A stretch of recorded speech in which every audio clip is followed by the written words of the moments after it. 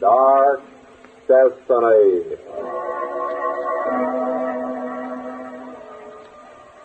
The lives of some are doomed from the beginning.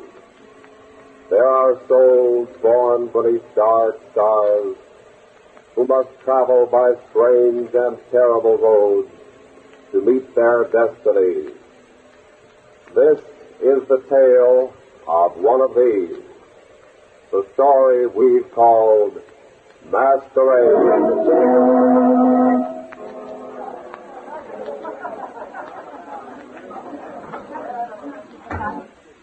Isn't this the most fantastic party? Well, fantastic's as good a word as any for it. A Halloween party in a haunted house.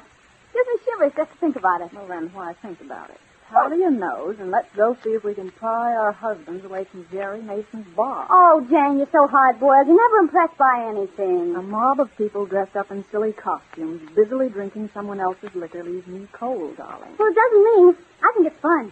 Suppose this house Jerry found really is haunted. Well, there are plenty of spirits around tonight, but they're all in bottles. Take it from little Janie. Just the same, it is spooky, and it makes me feel a little frightened. Doesn't it you, Helen? What?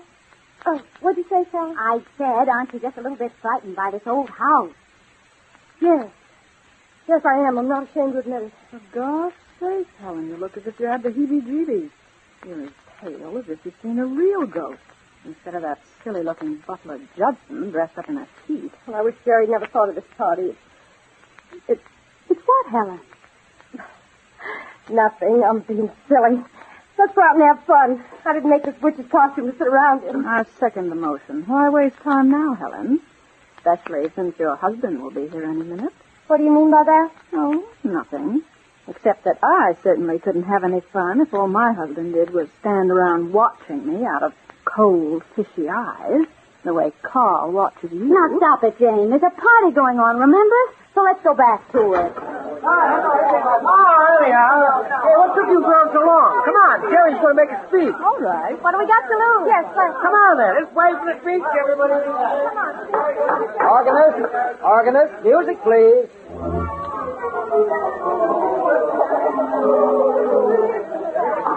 Ladies and gentlemen, I mean fellow witches, wizards, vampires, werewolves, and whatever other unholy creatures we may have with us tonight. Now, the meeting will please come to order.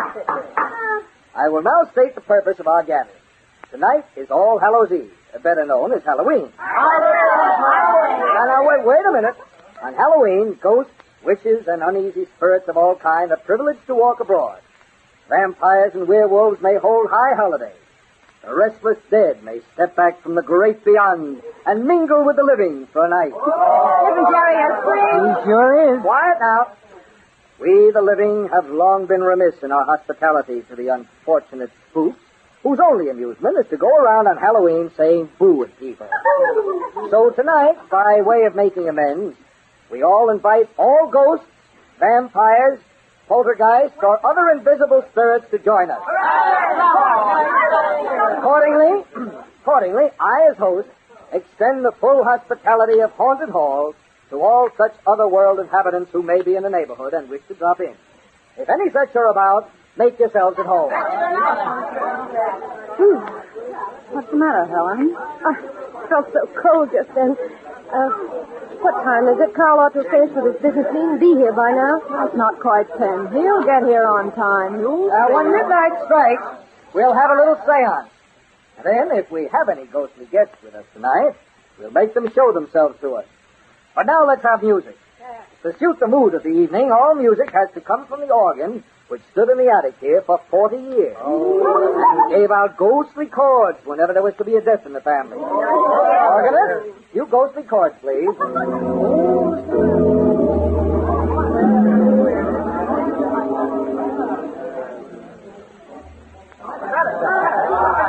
Come on, Jane, let's dance. The organ music. Imagine. Helen, are you all right? You're shivering. Yes, I'm all right, Sally. It's a little cold. Okay, then, but take it easy. Well, I gotta go find my darling Star. I'll see you later. Yes. Ellen. Jerry, I didn't see you. Don't look so guilty. People will suspect something. I'm sorry, Jerry. Come on, we'll dance. And we can duck and talk someplace. Jerry. Don't talk now. Somebody might overhear you. Dance over toward the hall and then slip into the library. We can have some privacy there before Carl comes. Oh, darling, I've been waiting 2 weeks for a chance to be alone with you again. Jerry, I've been waiting, too. I know. After tonight, we'll never have to wait again. Here's the hall. Come on now, the library door's on this side. I don't think a soul saw us. Get inside so I can shut the door. There. See if you can find the light switch. Here it is. Good. No one's apt to interrupt us here in such a few minutes. Carl phoned only 15 minutes ago that he's on his way. At the terrific rate he drives, he'll be here before we know it. He only knew how often I've prayed that he'd drive off the road some night and break his neck. Oh, Jerry. Jerry. Oh, darling. Hold me in your arms, Jerry. Hold me tight. I'm frightened. Frightened? Because of Carl? Yes, I don't know if I can go through with it. But we have to. There isn't any other way. Couldn't we just go away together? Darling, my business is here, my work. Now, we have to go through with our plans just as we made them. But maybe if Carl would let me divorce him. Oh, never. You know that. He'd die first. Well, that's exactly what he has to do. Die. Oh, there must be some way. But there isn't. Oh, darling, there's nothing to be afraid of. Nothing, understand? To commit murder. Don't think of it like that. We're just getting rid of someone who's made your life miserable. Someone who stands between us and all our happiness. Now, listen. Yes, sir. This party tonight, this silly Halloween masquerade, I planned it carefully to make it easy and safe to get Carl out of the way. Easy and safe. How? There are 24 people wandering around this old house in silly costumes, wearing masks. Nobody can be sure who anybody else really is unless they actually speak to But him. I don't see how... Now, the point is, nobody will ever be able to testify or even be sure in his own mind where anybody else is at any given moment tonight. And this house, I picked it for the party, not because fools say it's haunted, but because down in the woods, back of the gardens, there's an old rock quarry. Rock quarry? Mm-hmm. This house was closed several years ago after the last owner fell into the quarry one night when he was drunk. And that's exactly what's going to happen to Carl tonight. He's going to fall into that quarry while drunk. Oh, Jerry, no. Oh, it's so easy a child could manage it. Everyone knows that Carl drinks heavily at every party he goes to. Now, look, you find some way to get him out of the house after he arrives. You'll lead him down the path through the woods toward the quarry. And I'll see to it that he goes over the edge. I couldn't. Oh, I couldn't. You can and you will. You love me, don't you? Yes, Jerry, but murder He is... suspects us already. You know that he's so jealous of you, he'd kill both of us if he could prove what he suspects. But just the same, I can't. Oh, I can't. I'll do anything you say, Jerry. Get control of yourself, Helen. We only have another few minutes to make our plan. No, Jerry, no. I know we planned this. I know we both decided to do it, but now I can't. I love you, Jerry. Oh, I do love you, but this... I didn't know how it would be, and I'm afraid... Sorry I had to be so rough, but this is no time for hysterics. We've got to go through with it tonight. When Carl arrives... When Carl arrives, what? Carl. How did you get here so quickly, Carl? You invited me, so I came as quickly as I could. Yet you seem confused that I'm here. What? Oh, no, I am just surprised that you made such good time getting out here from town. You only called me 15 minutes ago. And my wife. Why should my wife seem so frightened at my arrival? Why, well, I'm not, Carl. I'm just startled at your costume. Yes, it's your costume, that skeleton husk is pretty gruesome. Gruesome? I think it's most appropriate. You come as a witch, Jerry comes as a devil, and I come as death. Death. What do you mean by that? Carl, what are you doing with that gun? I put it into my pocket before I left the house. You're drunk. I was drunk when I started. I'm not drunk now. Give me that gun. You don't know what you're doing. I know what I'm doing. I know everything now. Carl, what are you going to do? When I started, I intended to give this haunted house some new ghost to haunt it. Real ones. Jerry's going to kill us. But now I'm only going to take you home with me, darling. You're my wife, and your place is at my side. Jerry tried to steal you as he stole the fortune that I placed in his trust. But I'm not going to let him. I'm going to take you back with me now, and you'll never leave me again. Keep talking. Hold his attention. I'm going to grab the gun. Please, listen to me, Carl. You don't understand what It's you who do not understand. But you will soon understand everything. Understand? Helen, get his gun. Yes, I got it. And find me something to tie him with, quickly. I didn't hit him hard enough to put him out for long. He'll come to in a moment. Jerry, what is it? Why are you holding his hand like that? Feel it. Cold. There's no pulse. He's not breathing. Carl's not breathing. Dead. Even though I didn't hit him very hard, he's dead. We've got to get rid of his body.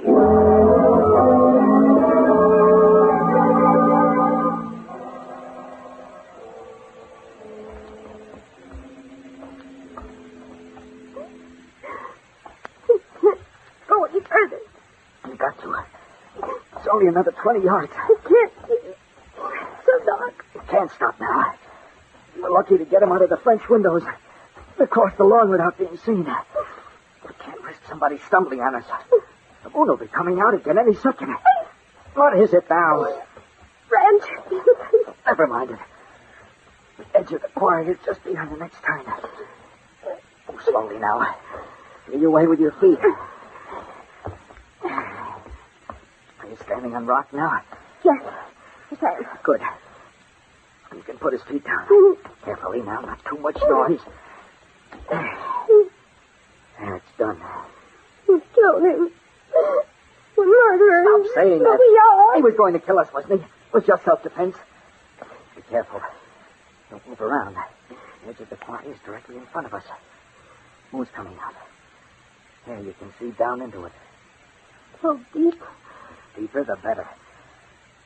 Now get out of my way. I can finish Mr. Carl Donnelly alone. So, up it comes. Under my shoulder. And now, over he goes.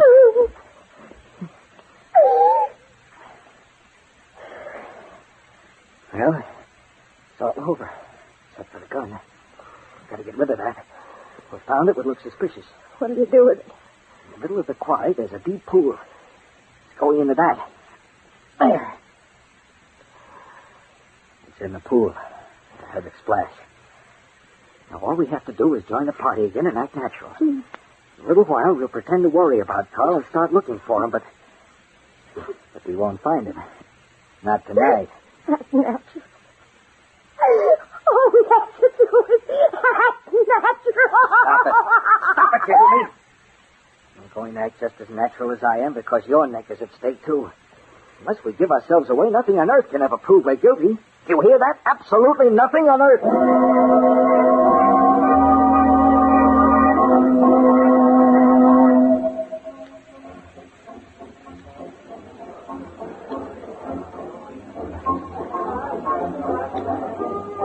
Helen, smile at me. Act like you're enjoying yourself. You've got to. Talk to me. The last 10 minutes, you've been dancing like a wax dummy. I keep seeing him falling into that quarry in the moonlight. Down, down, down. Don't be a fool. That's over and done with. Now we have a new life ahead of us, you and I.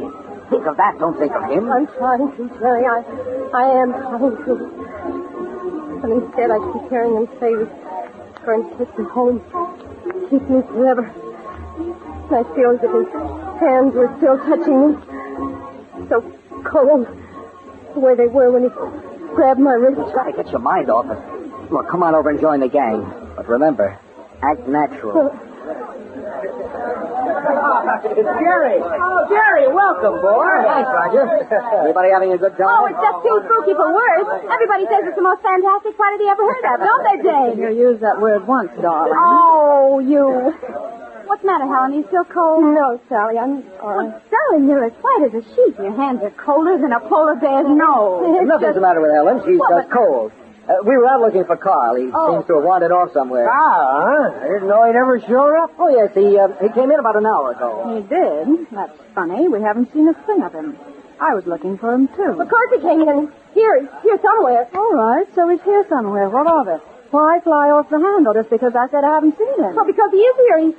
He's outside somewhere. All right, then he'll show up soon enough when he gets thirsty again. And speaking of spirits, Jerry, it is almost midnight.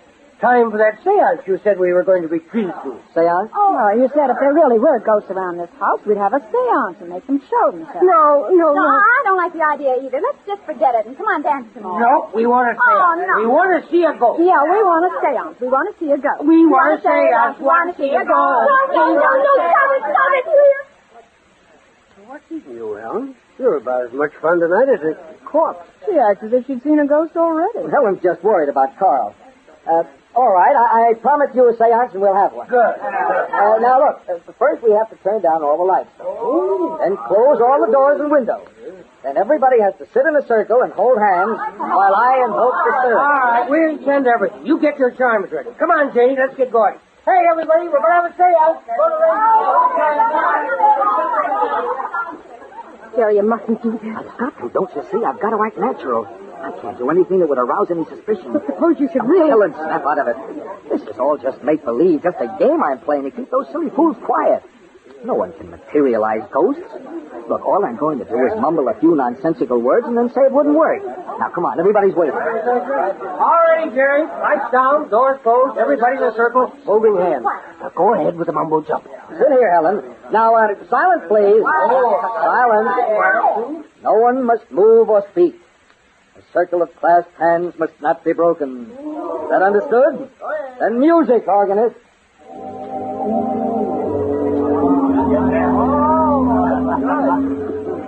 Uneasy creatures of the night, the restless dead and all other creatures of the unseen world who may stir abroad only on this one night of the year, hear me and take heed. By Astaroth and Beelzebub and Lucifer I command you. By Israfel and Belial and the dog god Horus I command you. By Isis and Osiris and Pelbas the terrible I command you. If you are present tonight, knock 3 times that we may know. Knock 3 times that we may know. You hear that?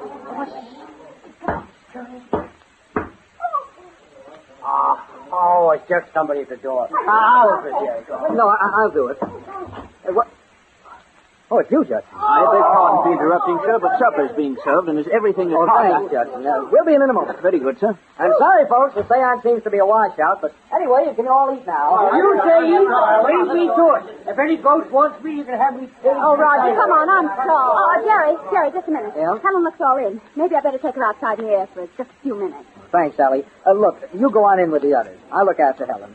Tell the rest we'll be in a minute. Well, all right, Jerry, if you'd rather, but she does look awfully pale. What's the matter with you, Helen? You trying to put both our necks in a noose? Sorry, Jerry. I was afraid I was going to faint. I'll be all right if I can just have a little air. Well, come on outside on the terrace. Here, we can go out through these French windows. Now, sit on the railing and pull yourself together. Remember, we've still got to go through the motions of hunting for Carl. Jerry, I keep feeling his hands on my wrist. I keep feeling the touch of his hands and hearing him whisper in my ear that he's going to take me home and keep me with him forever. Jerry! What is it? That noise. What's that noise? Noise? I don't hear any noise except the organ. It started dancing again. There's somebody coming out of the bushes. And don't be silly, everybody's inside. There's someone coming up through the bushes from the woods. It's just an animal of some Oh, kind. it's not. The animal would be scared away by the noise and the lights. Jerry, there's a man coming from the woods. From the forest. You're being hysterical. It's just an animal, I tell you. These woods are full of them. Not, it's not. Look. Those footsteps. It can't be. They are. They're coming around the side of the house. Jerry, take me in quick. Come on, then. If it's a tramp or a vagrant, Wait a minute, Jerry. Don't run away from me, Helen, my dear? You? You invited me, Jerry. I came as fast as I could. I hope I'm not too late for a dance with my wife. How did you get here? I just came. Come, dear. The music's playing. Just one dance, then I must take you home with me. You're not dead. Come, my dear. The music is playing. Just this one dance, then we must go. Don't touch me. Surely you're not afraid of me, my own loving wife. Come, we'll dance, and then we'll go. Jerry, do something. Don't let him touch me. Oh, you're choking me. Jerry. I'm here and I found a rock big enough to fire. You dirty. Now you're dead. Now you're dead for good. I slipped up before, but not this time. Jerry was trying to kill me. Choking me. Somebody inside might hear you. You can't give one now. We've got to get rid of her. I can't go through with that again. Jerry, his fingers in my throat. It's so cold. You've got to face it.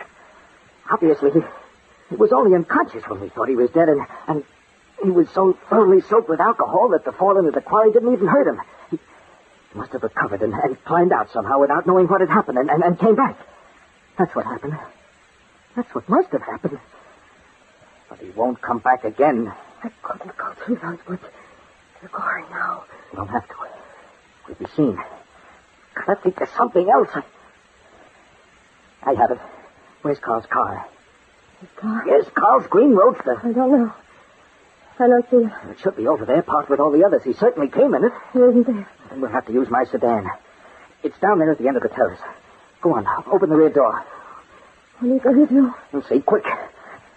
I can lift him all right, but I can't carry him very far. Hurry. Have you got it open yet? Yes, Jerry. Good.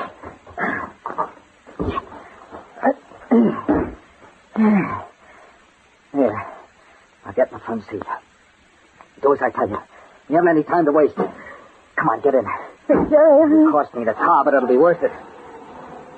his hands and my neck. So cold. So cold. Pete's sake, stop it. Oh, do you think my nerves can stand your sniveling? Do you think I like this? Don't. How would I say? I'm sorry, Jerry. But with him in the seat behind us, It won't be there long. what are you going to do with him? There's a blind curve up ahead a ways. A deep ravine alongside it. Half a dozen cars have gone in there in the last 10 years. Yes, I remember. I'm going to stop the car there. We're going to get out and pop him up behind the wheel. Then I'll start the car and send it over the edge. We'll tell the police we found him wandering around drunk and we took him for a drive to sober him up. But he insisted that we get out and let him drive, and he got so violent that we had to. And then he lost control of the car. Will they believe you? I don't know, but they won't be able to prove anything if they don't. Aren't we there yet, Jerry? Aren't we almost there? Almost. Just another mile. I keep thinking that I hear him moving behind us. I keep thinking his hands are reaching for me. So cold. I know. I'm not blaming you, but hold on to yourself. In another 5 minutes, we'll be forever rid of Carl Donnelly. Did you call me then, Jerry? Carl. Carl. Yes, Jerry. I heard you call me. You and Helen. So I came. You're not alive still. You're not. You can't be. My wife has fainted. You tend to her. I'll come up front with you and drive. Stay where you are. You're dead, you hear? You're dead. I'll drive, Jerry. Move over, please, so I can climb in behind the wheel. No. No, you're dead. That's right. Move over and make room for me. Don't. Get back. Stay away from me. Just a moment now, and I'll take the wheel. No. There. Now I'll do the driving. I know where I want to go, and you don't. I'm driving my wife home now, so we must go faster. And faster. And faster. Stop it! Stop it, God! You'll kill us all! But my wife, I must get her home. Faster. Slow down. I'll do anything you want. I'll surrender to the police. I'll tell them I embezzled the money you gave me power of attorney over. I'll tell them anything if you'll only slow down. I can't slow down. I'm taking my wife home now. Faster. Look out! It's the blind curve. The ravine on the other side of it. We'll never make it. Faster. Faster.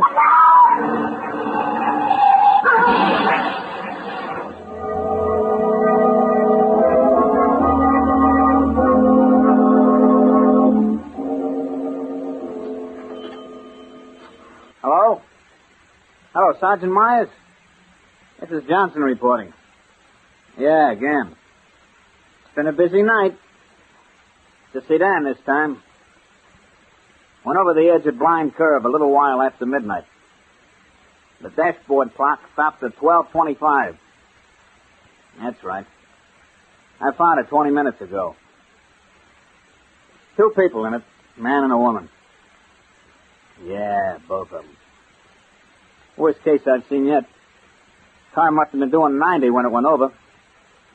And looked as if it had been driven over purposely, too. And say, Sarge, there's a couple of funny angles to the crash. I mean, peculiar. Sort of eerie.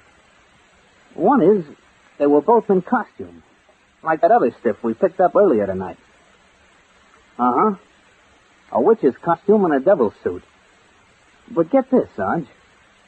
The sedan landed smack on top of that green roadster I reported before. You know, the one we hauled that other guy in a masquerade costume out of. The one in the skeleton suit that gave him such a turn at the morgue when we left him there around 10 o'clock. Yeah. The one we identified 3 hours ago as Carl Donald.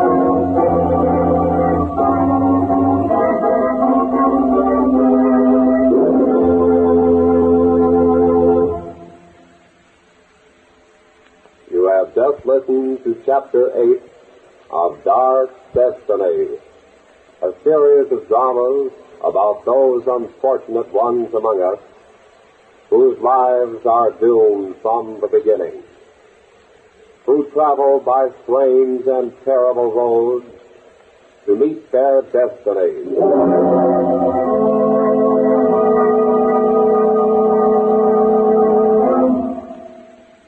Tonight's story, Masquerade, originated in the studios of Station WOR. Written by Robert Arthur and David Kogan, it was produced by Jack Johnstone. Featured on tonight's program were Carl Eastman as Jerry and Elspeth Eric as Helen. Bob Shepard speaking. This is Mutual.